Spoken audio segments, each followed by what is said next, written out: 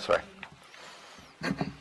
Discussion regarding City Commission chambers video streaming options during City Commission regular meetings.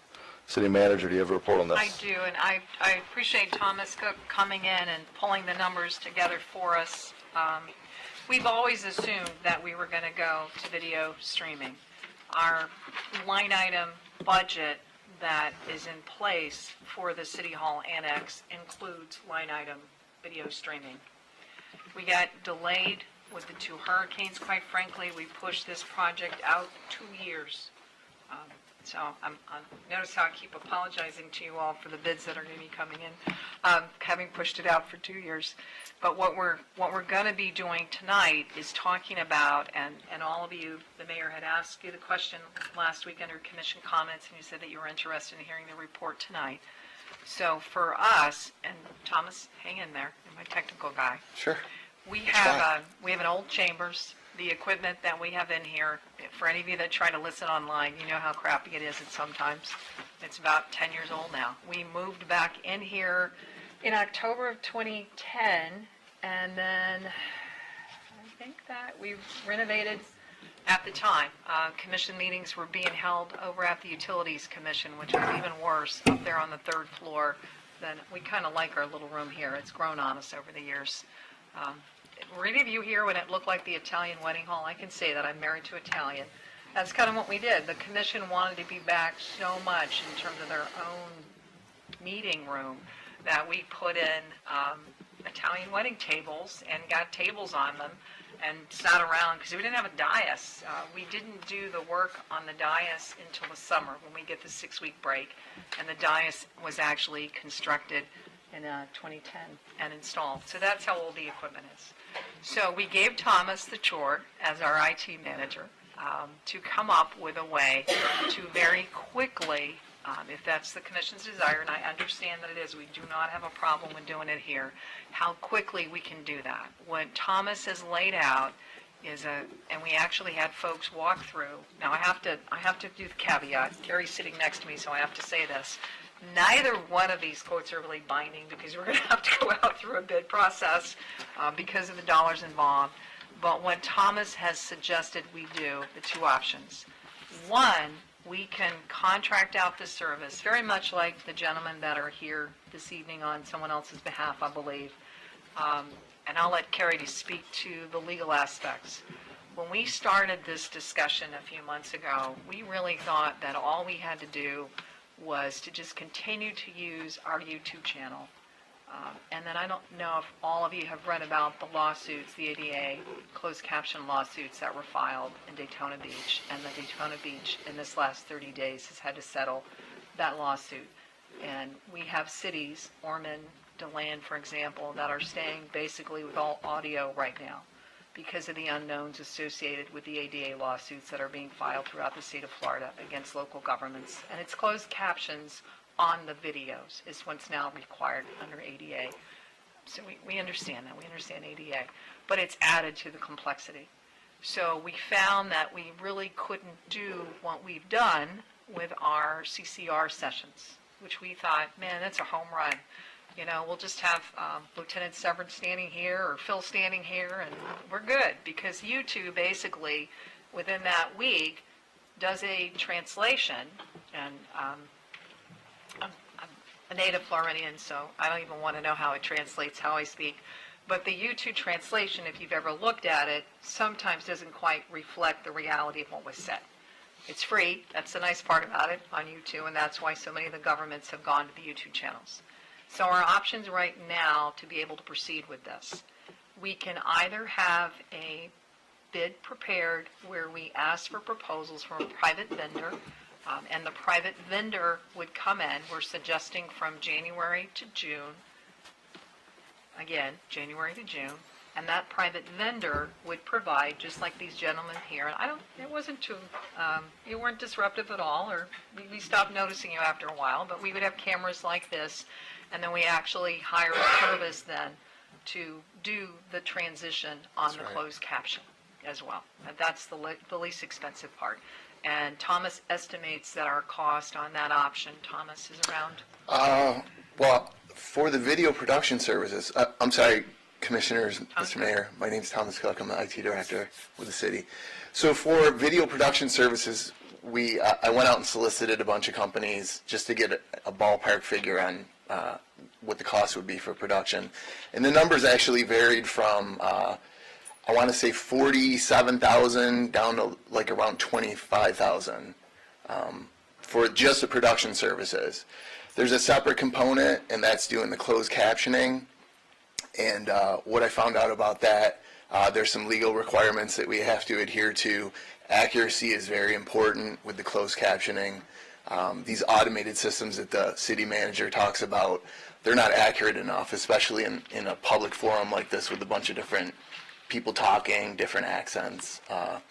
So we would contract out closed captioning services to a live captioner, very similar to a court stenographer. They would do this remotely. We would stream our content to a captioning encoder service. They would log into that and add the captioning to the feed, and then the feed would be sent to the YouTube channel.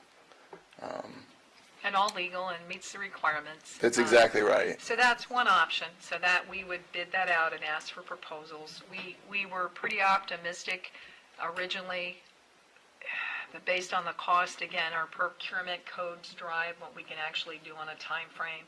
But we think with that option, we could probably still have a contract here for your approval in January, whether the firms can actually start by our second meeting in January or if it'd be our first meeting in February. But that is no physical improvements, basically what you see here with a company basically filming the meeting, and then we actually pay a separate transition service. And Yeah. Thomas, probably around 50, So maybe a top of that in terms of maybe if, I think we had estimated. Karen I had actually, looked at I do it. have a quote here. So for the software subscription for 1 year, there's a setup fee for your first year, $400, and then it's $1,188. That's for the encoder portion. For the live captioner, it's $85 an hour.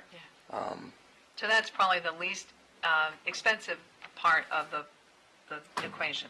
The second option, and this is the second thing that we'd asked Thomas to do, and I want to give him a shout out. He had his entire family here for Thanksgiving week, and he came down and walked through with both of these vendors last Monday, so we do appreciate it, as did Along Michelle. with Michelle Valens. I know, as Give her did Michelle props for Balance. that. This would be if we actually went ahead and equipped the chambers now, and instead of having a private service provide the videoing, if we actually moved forward and made the physical improvements here in terms of the chamber, we would probably come in and propose to you. Thomas is looking probably for an AV specialist. It's not, we don't have, it's especially we don't have. So we'll probably obviously add an IT person. It won't be just based on this. We have elaborate systems at Brandon Center, and we have an elaborate system that Thomas is going live on the first week of January in terms of Live Oak Center. So we have the need in terms of our system citywide. So I think what we're asking tonight, if you would prefer us, we've got to go out to bid or proposal and all of it, would you prefer to go ahead and make the physical improvements that would be required in the chambers, which are a good estimate of the cost here? That's probably between, one of them is from $83,000 to $92,000. One is $73,395. We would still, Thomas, need the, I want to call it the translation, the closed caption Yeah, service. you still need that service as well. So we know that. So that would be upgrading some of the audio equipment in here. I know that I've noticed that several of you have had issues with the microphones. Those need to be upgraded. It would be installing some cameras. So they would be installed in the ceiling. You wouldn't see them. We'd also pull a feed from the computer there for PowerPoints. So all that wiring and all that work. 2 vendors came and looked at the room. One of them said that he could possibly do it in the month of December, but that would really be cutting it close. And the other one would not commit to it. So just take that into consideration, that it would, you know. We would try to work around we have planning and zoning in here the first Monday of every month. We have code enforcement in here 2 to 3 times a month. Some of our smaller, I hate to say that, members might be here, but historical preservation, we could perhaps move to the conference room over at Building and Planning. If we had I know Randy is here, I know Neighborhood Council's got a meeting set like the third week, I think, of January. You know, we would try to work around the schedule. I mean, we need to go out and get the proposals in, and we would certainly try to get it implemented. We had originally talked about delaying it to the break because no one's in here the month of July, but we would That's certainly right. try to do it as quickly as possible. So it's really just a choice of whether you want to just contract out the service for the 6 months, or if you want to go ahead now and make the physical improvements here in the chamber. We will note, we may well after, I don't know, Carrie may not want me to say this, but we do want to have the same system in both places. We're not going to physically move the system we put here there. We are going to propose to you all to leave this operating for meetings. Again, a lot of our smaller committees, we don't need to open up a hall for 150 people. You know, we could still have those meetings here, but we may well decide to sole source when we go out through the bidding process at the new chambers.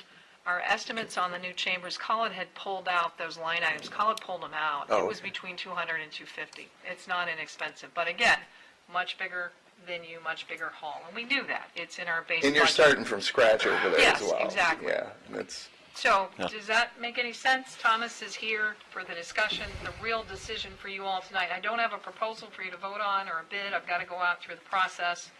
But do you want to have a service like this for 6 months, that no offense, but would meet all the legal requirements?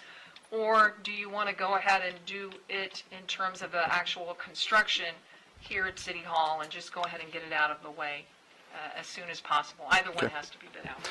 So just clarify, we have actually three options. One is we can do nothing. I mean, that is an option. And then we have these. We didn't have that option. yeah. We always have that option. This is something I heard from many citizens, but we do have that option. Any discussion? Sure. So it just dawned on me that we're talking about this and Room. not over there. Yeah. I was under the impression we're talking about in our new chambers that we're trying to get into. That's in your base bid. So I also heard from you just now that you may consider keeping this dais for meetings. Yes. This dais doesn't get moved. I understand that, but I know that what we're bringing over, we're going to need room. It's the first I've heard of that. I guess, cut to the chase, my concern is that we spend tens of thousands of dollars for a temporary. And when I say temporary, we don't know what we're doing with this space really. And I hard to believe that we're going to move all the departments back and not need this. I feel like we're duplicating the cost of that. And I'd hate to get down that road, get moved over, and then realize we got to put offices in here. It's a lot of money for a few months. There were offices here 10 years ago. The CRA and the planning department and engineering had this space. Planning department also had where the mayor's office is, where our conference rooms are. Where Oh, the I city recall. manager's It office didn't is. work, and that's why we moved them over there. Yeah. So my point is, I don't want to duplicate the cost for a very short period of time. But I would say, I was planning on going with the rollback until Commissioner Sachs started talking about additional cost tonight. I was looking at rollback, so I wasn't going to add any people next year, but that's all right. Other discussion? Yes. Mike? Echoing what Commissioner McGurk has said, I think it's putting the cart before the horse to start doing physical improvements here. With new buildings coming online, I want to make sure everything is integrated properly. This room, we might make physical changes to it to make it smaller.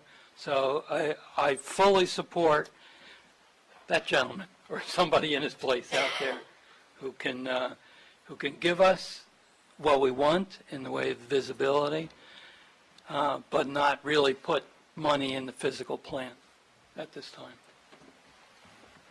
Other discussion? Randy? So the other option is to do nothing. Would that meet the legal requirements, you think? If we continue on, Thomas is working on other aspects of our website to get us where we need to be, but yes, an option is to just wait until we're over there and start with the video production. Because we've added at the bottom of our website, if somebody wants to request a transcript of a meeting, they can do so, Of the audio that we're currently. of the audio. Because I would agree with Commissioner Colodi. I'm not so sure that we would want to start with the hardwiring of all of this. And I built a house 6 years ago, and my audio system's out of date already. I can't even buy parts for it. So I mean, if we're going to try to use the same system in both buildings, I would hate to be tied to something now. And with the way technology moves along these days, that, so if we do something, I would be more in favor of the temporary stuff than something permanent at this time. Can I clarify something there? Sure. I apologize. My intention was not to pay anything now, was basically to do nothing until we get over there. That's what I meant to say. Thank you. A comment Jake? and a question for discussion with my colleagues. I would like to see that accountability, more accessibility is the right word, ASAP. It is something we've discussed for a long time. It was my wish to have these aspects of government to be out there for the people. And even if it's temporary, I'm sure Mark provides a great service. If it is compliant with ADA rules, and he can provide it temporarily, that would be great. Hopefully it's Mark's not service cost does not prohibitive. meet the ADA requirements. and No, we it will not ask doesn't. Mark to be Okay, here but he's tonight. still- Yeah. Mark is not here. He's not here in an for official any capacity, yeah. official capacity. Yeah. He was We would be here bringing for- on officially. Yeah. So what we provide would not be It liable would. We will to ensure it a does. frivolous lawsuit? No, we will ensure that it meets all requirements. Carrie and her staff have spent considerable time looking at this issue.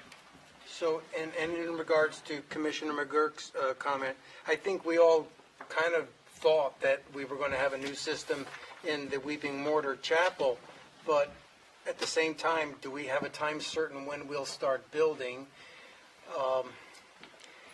And if we don't have that, the temporary one sounds pretty good for here, doesn't it? Well, I got to see the cost before I. Well, I agree. I agree with you. But post haste, I would love to have people be finally happy and having access to our meetings. That's pretty important. I agree, depending on a cost, temporary cost on that. We are moving forward on the new chamber, so. Yes, we had delayed. We were actually ready to go out to bid. And because of the holidays, quite frankly, we delayed the process, and we're going to give you an update instead on December 11th, and then we'll put the bid package out after the 1st of January.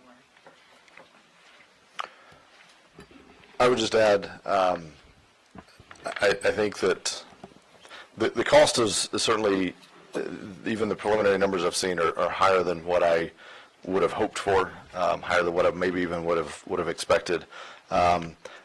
I actually agree with Commissioner McGurk. I feel like while our intentions for now may be to leave this as space set up similar to this, I know how often and how quickly those things change as we bring on additional staff and reorg and change things around.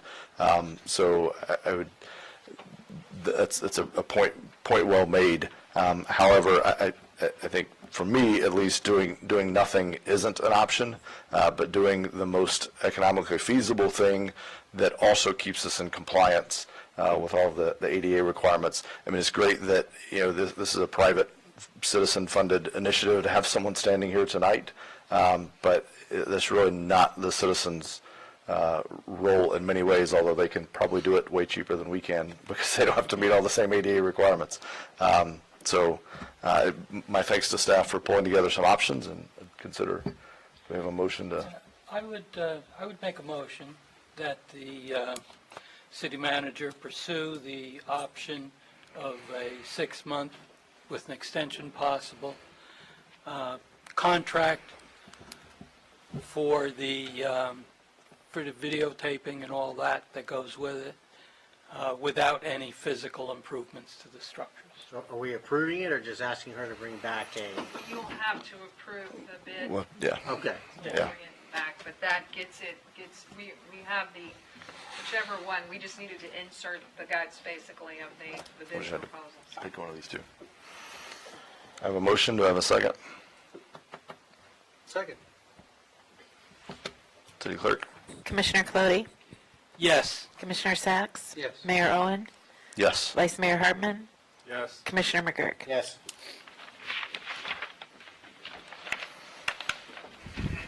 Thank you.